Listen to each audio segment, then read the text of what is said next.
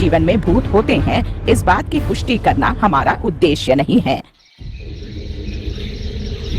इस दृश्यमान गांव का नाम चंडीपुर है। पिछले कुछ समय से पूर्णिमा के दिन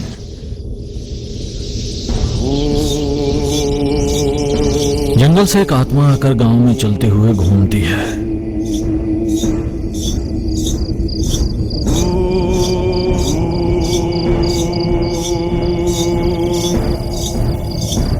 उसे देखकर भय से कई लोग बुखार से पीड़ित होकर बिस्तर पकड़ लिए।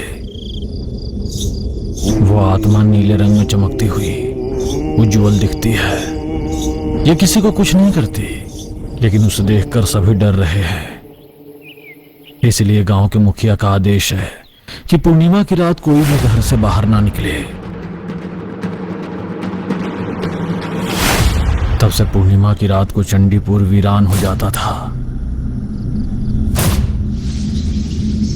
जबकि ऐसा था, एक पूर्णिमा की रात अंजलि सरहदी इलाके में अकेली चलते हुए जा रही है। जैसे ही उसने गांव में कदम रखा, झनझन करते हुए आत्मा चल रही थी। जब आत्मा को देखा तो मानो दिल की धड़कन ही रुक गई अंजलि की। भागते हुए घर में जाकर अपने थैले से सोने के सिक्के निकालकर अलमारी में संभाल कर रख दी। किसी ने नहीं देखा। ऐसा सोच ही रही थी कि इतने में कोई जोरों से दरवाजा खटखटा रहा था। डरते हुए दरवाजा खोलकर देखा तो सामने आत्मा थी, कांपते हुए डर डर कर। मुझे कुछ मत करो, मुझे कुछ मत करो। मैं कुछ नहीं करूंगा अंजलि, क्या तुमने मुझे नहीं पहचाना? नाम से बुलाने वाली उस आत्मा को ध्यान से देखती है। वो आत्मा कोई और नहीं, उसके पति के दोस्त बिल्लू का था। बिल्लू भैया, आप तो मर गए थे ना? मरकर स्वर्ग गया। वहां से हर महीने पृथ्वी पर आने की अनुमति लिया। हर महीने की पूर्णिमा की रात को पहरेदार मुझे पृथ्वी पर भेजते हैं। मैं अपनी पत्नी और बच्चों के साथ समय बिताकर सूर्योदय से पहले स्वर्ग चला जाता हूँ। तो फिर मेरे पति मनोज को भी अपने साथ ले आते भैया। कहीं वे नरक में तो नहीं है? क्या आपके साथ स्वर्ग में नहीं है? वो भी मेरे साथ स्वर्ग में ही है, लेकिन स्वर्ग से धरती पर आने के लिए 10,000 सोने के सिक्के का शुल्क देना होता है, तभी पहरेदार रिहा करेंगे। वो भी केवल पूर्णिमा की आधी रात को 8 घड़ियों के लिए। बेचारे मनोज के पास फुट्टी कौड़ी भी नहीं है, इसलिए स्वर्ग में ही रह गया। ऐसा कोई दिन नहीं होगा जब वो तुमको याद ना करता हो। सोना जाए तो जाए, मेरे पति से अधिक मेरे लिए सोना नहीं है। बेचारे मुझसे बहुत प्यार करते थे।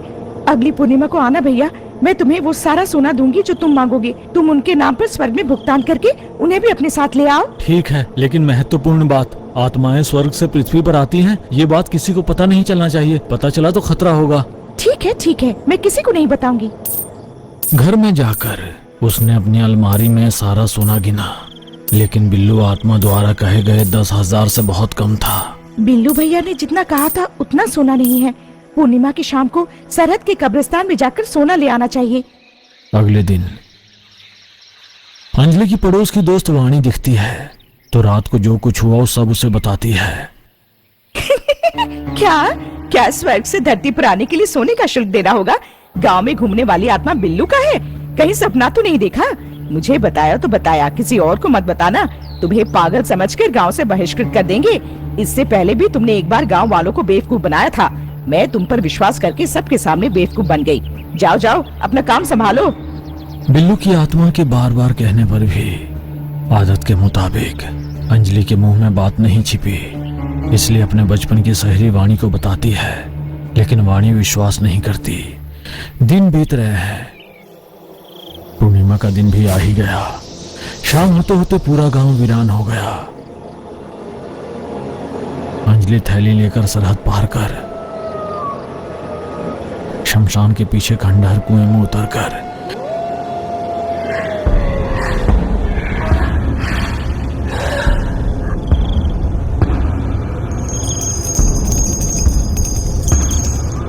थैली भर सोने के सिक्के ले आई।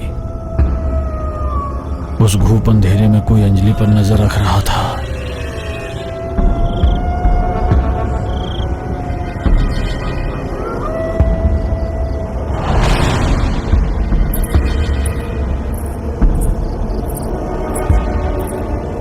अंजलि के पीछे पूर्णिमा की चांदनी में एक भयावह छाया आ रही थी।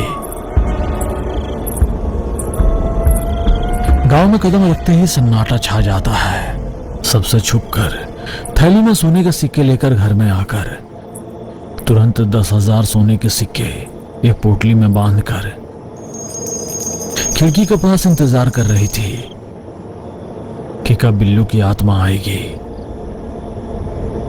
बिल्लू की आत्मा गांव के घरों के बीच से नीली चमकती हुई आती है। बिल्लू की आत्मा अंजलि के घर आई, पैसों की वो पोटली लेकर। इस सोने से मैं स्वर्ग में मनोज के नाम का शुल्क अदा करूंगा। अब से मैं उसे भी अपने साथ ले आऊंगा। मैं चलता हूं। इतना कहकर बिल्लू की आत्मा चली गई। अंजलि खुशी से झूम उठी कि उसका मृत पति अगली पूर्णिमा को आएगा। ऐसा सोचते हुए सो गई।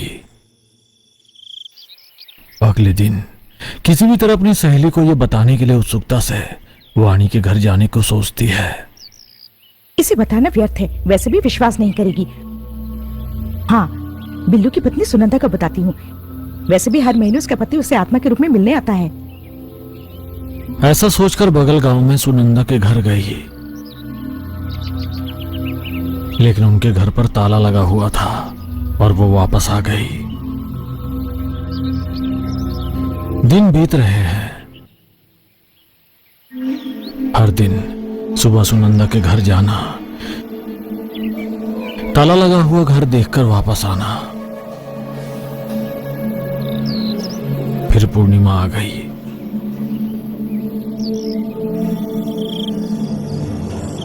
पति मनोज आत्मा के रूप में स्वर्ग से आएगा, ऐसा उसे बड़ी आशा से इंतजार कर रही थी। लेकिन मनोज नहीं आया। अभी भी अंधेरा है। तो सोना लिया कहीं वो पर्याप्त नहीं हुआ होगा। यदि बिल्लू भैया की आत्मा आकर और अधिक सोना मांगेगी तो कैसे? घर में एक सिक्का सोना भी नहीं है। ऐसा सोचकर थैली लेकर तेजी से चल रही थी। सरहद पार कब्रिस्तान के पास आने वाले खंडहर कुएं में उतरकर देखा तो वहां छिपाया गया सोना नहीं था। वहीं बैठकर रो रही थी। अब मैं कैसे जीऊंगी भगवान? पति नहीं है, आमदनी नहीं है। अब मैं अपना गुजारा कैसे करूंगी भगवान? कैसे करूंगी भगवान? ऐसा रोते हुए घर चली गई। जबकि ऐसा था कुछ दिनों बाद, गांव में सबके सो जाने के बाद सुनंदा नकाब पहनकर गांव में आकर रंगा के घर का दरवाजा खटखटाती है। तुम्हारा बड़ा भाई बहुत मुसीबत में है, तुम्हें आकर उसे बचाना चाहिए रंगा। भैया मुसीबत में कैसे हो सकते हैं भाभी? भैया को मरे बहुत समय हो गया है। ये एक बड़ी कहानी है, मैं तुम्हें बाद में बताऊंगी। पहले तुम मेरे साथ चलो। ऐसा कहकर अमरकोट ले गई। घर में अपने बड़े भाई को देखकर आश्चर्यचकित रह गया। ये क्या भैया, चेहरा ऐसा हो गया? लेकिन क्या भैया की मृत्यु नहीं हुई? कुछ दिनों से इनकी ये हालत है, बाहर नहीं आ सकते। ठीक से निद्रा खाना पीना न होने के कारण मरने की स्थिति में आ गए हैं। तुम्हें ही अपने भैया को बचाना होगा रंगा। पता नहीं क्यों सब अजीब है। आप लोग इस गांव में क्यों हैं? मरा हुआ भाई जिंदा कैसे हो गया? सिर मुट्ठी का आकार का कैसे हो गया? खैर, ऐसे विषयों को केवल हमारी मंत्र वाली काकी ही हल कर सकती है। मैं जाकर काकी को ले आऊंगा। ऐसा कहकर महुआ जाकर मंत्र वाली काकी को अमरकोट अपने साथ ले आता है। काकी छोटे सिर वाले बिल्लू को देखकर, ये शत्रु दमन अभिशाप है। इसका क्या मतलब है काकी? उन्होंने धोखे से कुछ चुराया है जो इनका नहीं था, लेकिन उसे शत्रु दमन अभिशाप है। वो अभिशाप से लगकर इसका सिर ऐसा हो गया है। अगले 13 दिनों में श्राप का परिहार नहीं किया गया तो ये मर जाएगा। किसी भी तरह मेरे भैया को बचा लो काकी। ये तुम्हारी बलि देना चाहता था। तुम भाग्यशाली हो जो बिल्ली भूत की वजह से बच गए। क्या तुम ऐसे व्यक्ति को बचाना चाहते हो? मैं ना भी चाहूँ तो भी वो मेरा सगा भाई है ना काकी। कृपया मेरे बड़े भाई को बचा लो। ठीक है, मैं जानना चाहती हूँ कि वास्तव में क्या हुआ था, तभी मैं बचा सकती हूँ। बता रे छोटे सिर वाले चंडाल, बता। हमारे माता पिता की मृत्यु के बाद मेरे भाई को धोखा देकर पूरा मूल्यवान जायदाद मैंने ही हड़प लिया। बंजर भूमि उसे दे दिया। फिर भी वो अपनी पत्नी संध्या के साथ खेती का काम करके अपना गुजारा करता था। मैं और मेरी पत्नी बैठकर करोड़ों कमाना चाहते थे। गलत रास्ते से मैंने पैसा दोगुना करने के लिए जुआ खेला, तो मेरी पत्नी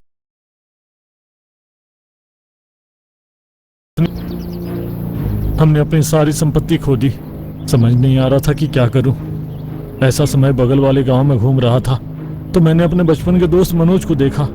वो बहुत कर्ज में डूबा था। उसके पहचान के तांत्रिक ने उसे किसी भूतिया खजाने की ओर ले जाने वाले रास्ते का पुराना ताल पत्र दिया था। वो अकेले वहां जाने से डर रहा था, इसलिए मुझे अपने साथ चलने के लिए कहा। अरे, मुझे भूतिया खजाने से डर लग रहा है, तुम ही मेरे साथ चलो।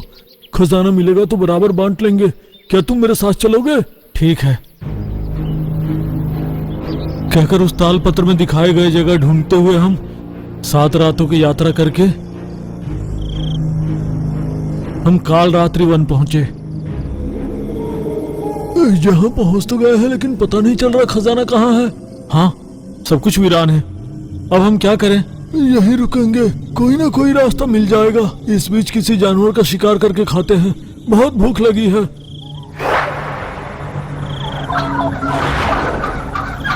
हम दोनों जंगली मुर्गी भूनकर खा रहे थे। हमें भूतिया खजाना ढूंढना ही होगा। तथास्तु। कहीं पेड़ पर बैठा तोता बोला और उड़ गया। दोनों भरपेट खाना खाए और खराटे मारकर सो गए। हमारे द्वारा भुने गए मुर्गे की खुशबू से बड़ी आशा से भक्तासुर और रक्तासुर नाम के 2 भूत आए। हम दोनों उन्हें देखकर डर से कांप रहे थे। अरे डरो मत, हम तुम्हें कुछ नहीं करेंगे। आपने जो पकाया है क्या हम खा सकते हैं? हाँ हाँ, खाओ। उन दोनों भूतों ने हमारे खाने के बाद बचे हुए मुर्गी को खा लिया। तुम काल रात्रि वन में क्यों आए हो? डरते हुए मनोज ने अपने गुरु द्वारा दिए गए खजाने के रास्ते का तालपत्र दिखाकर, खजाने के लिए आए हैं। हमारे खजाने का रास्ता हमें ही दिखा रहे हैं भक्तासुर ये लोग। क्या तुम्हें खजाना ऐसे ही मिल जाएगा? खजाने के बदले आपको हमें प्राण देने होंगे। यदि हम आपको अपना प्राण दे देंगे तो हम खजाने का क्या करेंगे? ऐसा नहीं है, हम स्वभाव से किसी भी जीवित प्राणी के प्राण नहीं ले सकते। हम उन्हें तभी खा सकते हैं जब वे मर जाते हैं।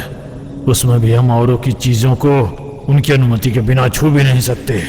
इसलिए हमने आपके मुर्गी को आपसे पूछकर ही खाया। इस नियम के कारण हम किसी प्राणी को मारकर गर्म गर्म खून पीना या गर्म गर्म मांस खा नहीं सकते। इसलिए आप अपने रिश्तेदारों को बलिदान के रूप में हमारे पास भेजते हैं तो हम बदले में आपको सोना देंगे। हम आपके प्रस्ताव पर सहमत हैं। कुंभम कुंभम कंबाल कुंभम असुरम असुरम दंबाल असुरम शूद्रम शूद्रम गुप्त शूद्रम विलियम विलियम विकृत विलियम। जैसे ही उन भूतों ने मंत्र पढ़ा तो अदृश्य रूप में स्थित गुफाएं प्रकट हो गई। वे हमें अपनी गुफा में ले गए। यहाँ 2 रास्ते हैं। अंदर जाने के बाद हम एक बड़ी घाटी में चले गए।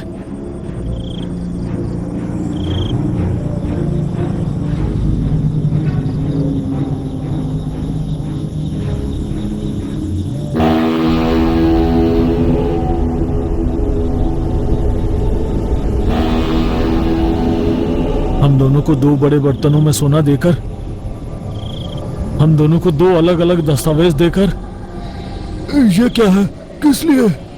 ये समझौता पत्र है कि हमसे खजाना लेकर तुम्हारे रिश्तेदारों को यहाँ भेजोगे। इस पर टिप्पा लगाकर फिर खजाना ले जाओ। जब हमने खजाना देखा तो हम दोनों की आंखें चकरा गई। लालच में बिना आगे पीछे सोचकर हाँ कह दिया। भक्तासुर के दस्तावेज पर मैं, रक्तासुर के दस्तावेज पर मनोज के हाथ का टिप्पा लगा दिया। हम खजाना लेकर वहां से रवाना हुए, लेकिन सोने से भरी हुई बर्तनें बहुत भारी थी। उसे ढोना किसी अकेले व्यक्ति की बस की बात नहीं।